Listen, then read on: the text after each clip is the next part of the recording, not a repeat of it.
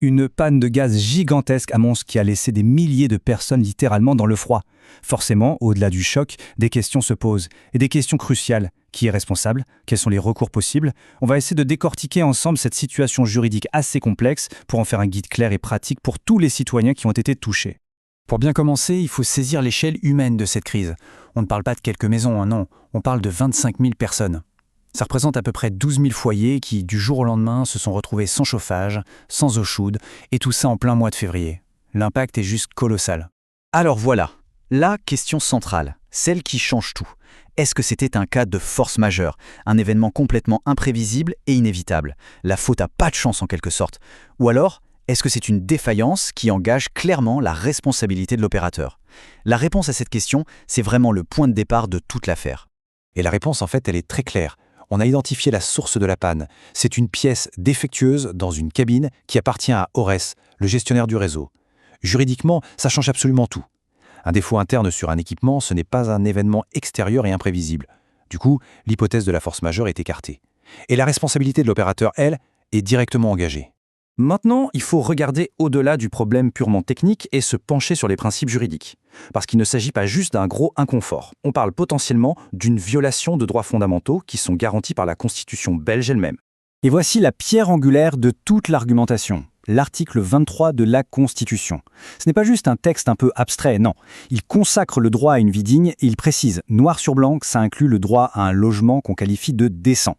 La question devient alors toute simple. Un logement sans chauffage en plein hiver, est-ce que c'est décent? Et là, un concept juridique assez puissant entre en jeu. C'est l'obligation de standstill ou de non-agression. En gros, qu'est-ce que ça veut dire?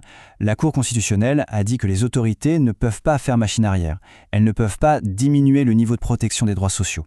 Et priver 25 000 personnes de chauffage, c'est une régression évidente et massive de leur droit à un logement décent.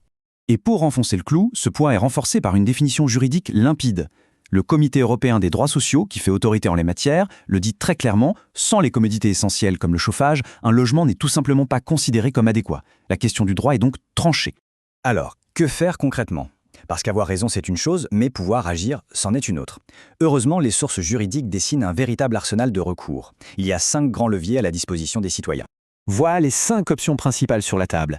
La plainte avec constitution de partie civile, la demande d'enquête parlementaire, la saisine du régulateur wallon de l'énergie, la CWAPE, l'action en référé pour des mesures d'urgence et enfin le recours au médiateur de la Wallonie. Chacun a son rôle à jouer, mais il y en a un qui est vraiment plus puissant que les autres. Et le voici. La plainte avec constitution de partie civile est décrite par les experts comme l'arme la plus puissante. Mais pourquoi? Eh bien parce qu'elle ne demande pas gentiment la permission d'enquêter, elle l'exige. C'est en quelque sorte la clé qui force la porte du système judiciaire. C'est ça, le point crucial, c'est cette différence. D'habitude, avec une plainte simple, le procureur du roi peut jeter un œil et décider de classer l'affaire sans suite. Mais, avec une constitution de partie civile, le dossier atterrit directement sur le bureau d'un juge d'instruction, qui lui a l'obligation légale d'ouvrir une enquête. Il ne peut pas refuser. C'est une garantie fondamentale. Le deuxième levier majeur, cette fois-ci, il est politique, c'est l'enquête parlementaire. Et on a un précédent très récent et très parlant, la commission d'enquête sur les inondations de 2021. C'était une situation similaire, une défaillance d'infrastructure avec des conséquences dramatiques. Les citoyens peuvent d'ailleurs provoquer la création d'une telle commission avec une pétition. Il suffit de 100 000 signatures pour qu'elle soit entendue. Passons maintenant à une question très concrète et essentielle, celle de l'indemnisation. Parce qu'au-delà de la recherche des responsabilités, il y a le préjudice subi par chaque ménage. Et il est tout à fait possible d'obtenir une réparation financière juste. Ce tableau résume bien les options. D'abord, il y a l'indemnisation forfaitaire, qui est fixée à 125 € par jour. Mais attention, le point crucial ici, c'est le délai. La demande doit être faite par courrier recommandé dans les 30 jours qui suivent la panne. C'est très court. En parallèle, le droit commun permet de réclamer la réparation intégrale de tous les préjudices sans aucun plafond, y compris le dommage moral. Bon, on a vu la base légale, les outils à disposition et les types d'indemnisation. On peut maintenant rassembler tout ça dans un plan d'action clair. Voici les étapes que les citoyens peuvent suivre. Alors, voilà la stratégie qui est recommandée. Premièrement, et c'est vraiment le plus urgent, envoyer un recommandé à Ores pour l'indemnisation forfaitaire avant que le délai de 30 jours n'expire. Deuxièmement, lancer la pétition pour une enquête parlementaire. Troisième point, déposer cette fameuse plainte avec constitution de partie civile pour forcer une enquête judiciaire. Ensuite, si l'indemnisation pose problème, il est possible de saisir le service de médiation du régulateur, le SRME de la CWEP. Et enfin, un référé peut permettre de nommer un expert indépendant pour sécuriser les preuves. Pour conclure, cette affaire dépasse largement le simple cas de Mons. La question qui se pose est bien plus large.